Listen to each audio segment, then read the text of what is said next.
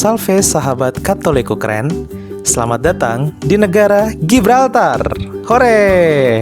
Seperti apa ya kehidupan umat Katolik di negara Gibraltar? Negeri Katolik yang merupakan negeri Katolik yang kecil, jarang terekspos di Indonesia dan diperebutkan. Menarik. Inilah dia Jelajah Umat Katolik episode spesial Gibraltar.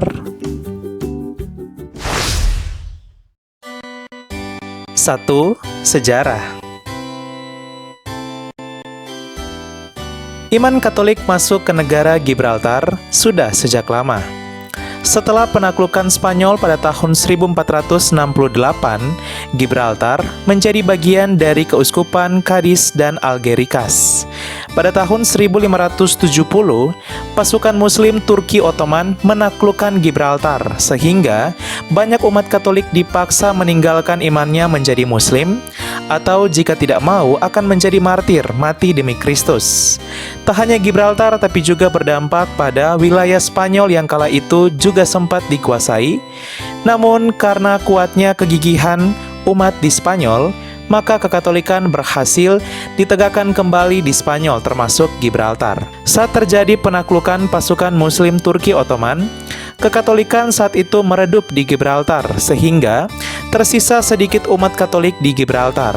Pada tahun 1704, Gibraltar akhirnya berhasil direbut kembali ketika terjadi penaklukan Habsburg pada tahun 1704 dan menjadikan agama Katolik sebagai agama resmi. Hal ini membuat Gibraltar dari yang sebelumnya memiliki jumlah umat Katolik yang hanya tersisa sedikit akibat dampak dari penaklukan pasukan Muslim Turki Ottoman, akhirnya menjadi banyak Katoliknya dan menjadi mayoritas kembali. Juan Romero de Figueroa, yang merupakan salah satu pastor Spanyol, bertanggung jawab atas gereja Katolik di wilayah Gibraltar yang kala itu masih memiliki satu paroki, yaitu paroki Santa Maria dimahkotai di surga. Ia merupakan vikaris jenderal pertama sebagaimana ditunjuk oleh Uskup Cadiz. Saat Gibraltar dijajah oleh Inggris, wilayah Gibraltar menjadi wilayah yang diperebutkan antara Spanyol dan Inggris. Meski dijajah oleh Inggris yang mayoritas adalah Anglikan, namun penduduk Gibraltar tetap merupakan mayoritas Katolik. Seiring berjalannya waktu, otoritas Inggris mencegah Uskup Cadiz sendiri untuk memilih imam dan mengangkat imam di wilayah Gibraltar. Uskup juga dilarang melakukan kunjungan pelayanan kepada umat Katolik di Gibraltar. Selama perang antara Spanyol dan Inggris, Gibraltar yang merupakan sebuah kota kecil beserta kastil, pelabuhan, dan pertahanannya akhirnya direbut dan diserahkan kepada kerajaan Inggris pada tahun 1713. Kedaulatan kemerdekaan Gibraltar adalah masalah utama dalam hubungan Inggris-Spanyol karena Spanyol menyatakan klaimnya atas teritori Gibraltar. Namun, penduduk Gibraltar mayoritas kini telah menolak rencana kedaulatan Spanyol atas mereka dalam referendum tahun 1967 dan tahun 2002. Sesuai konstitusi Gibraltar tahun 2006, Gibraltar mengurus daerahnya sendiri, meski sejumlah hal seperti pertahanan dan hubungan luar negeri masih menjadi tanggung jawab pemerintah kerajaan Inggris. Gibraltar juga bisa dikatakan sebagai negeri dependensi atau negeri yang karena satu dan lain hal belum sepenuhnya merdeka. Setelah hubungan membaik antara Spanyol dan Inggris serta intoleransi terhadap umat Katolik Gibraltar oleh Inggris berakhir, maka akhirnya sebuah wilayah gerejawi berstatus vikariat apostolik akhirnya didirikan pada tahun 1816 di Gibraltar. Hal ini untuk memaksimalkan pelayanan gereja kepada umat Katolik Gibraltar yang meski wilayahnya kecil namun karena mayoritas, maka umat Katolik di wilayah Gibraltar layak untuk dimekarkan dan jika semakin mandiri bisa dinaikkan statusnya menjadi keuskupan. Status vikariat akhirnya dinaikkan dan disahkan menjadi keuskupan mandiri pada 19 November 1910. Henry Gregory Thompson menjadi uskup Gibraltar pertama sampai pengunduran dirinya pada tahun 1927.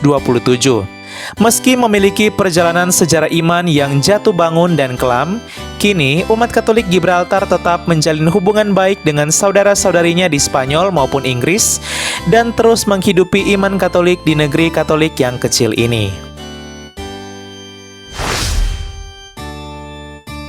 2. Wilayah gerejawi.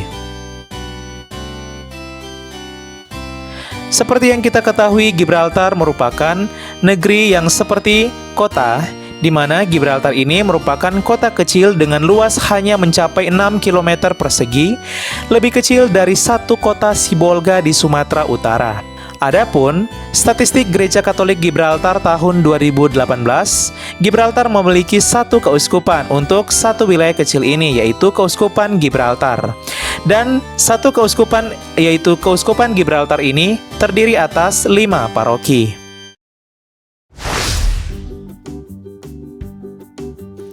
3. Biarawan dan biarawati. Statistik Gereja Katolik Gibraltar tahun 2018, biarawan dan biarawati yang melayani umat Katolik di Gibraltar sebagai berikut: 10 pastor dan 1 suster. 4. Umat.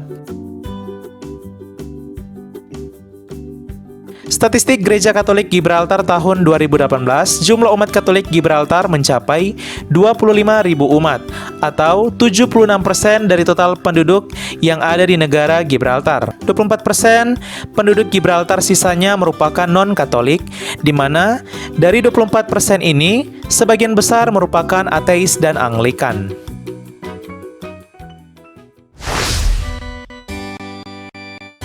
5. Gereja. Kita masuk pada gedung-gedung gereja Katolik yang ada di negara Gibraltar. Seperti yang dijelaskan tadi, ada 5 paroki yang ada di negara Gibraltar. Dan gereja yang akan kami tampilkan ini adalah 2 gereja. Dan merupakan gereja-gereja yang penting. Kedua gereja tersebut yaitu, yang pertama ada Gereja Katolik Paroki Katedral Santa Maria di Mahkotai di Surga Gibraltar. Nah, sahabat Katolikku keren, gereja inilah merupakan pusat dari Keuskupan Gibraltar, keuskupan yang begitu kecil, bahkan juga bisa dikatakan sebagai keuskupan terkecil di dunia. Seperti yang kita ketahui, Gibraltar luas wilayahnya bahkan lebih kecil daripada kota Sibolga di Sumatera Utara. Ada juga yang terakhir Gereja Katolik Paroki Peziarahan Suci Nasional Bunda Kita dari Eropa, Gibraltar, yang merupakan gereja yang menjadi pusat dari peziarahan suci nasional atau peziarahan negara dari umat Katolik Gibraltar.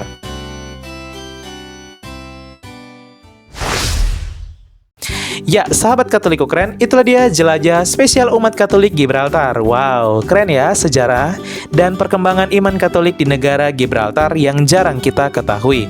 Semoga kiranya umat Katolik meski hidup di negeri Katolik yang kecil, namun semoga kiranya mereka tetap memancarkan cahaya bagi negara-negara di sekitarnya. Sekian dan terima kasih, sampai jumpa di Jelajah Umat Katolik episode-episode selanjutnya yang tentu membuat kita semakin penasaran. Dan seperti biasa, ketika kita sudah mengetahuinya, maka kita akan berkata, wow, Katolikku memang keren. Sekian dan terima kasih.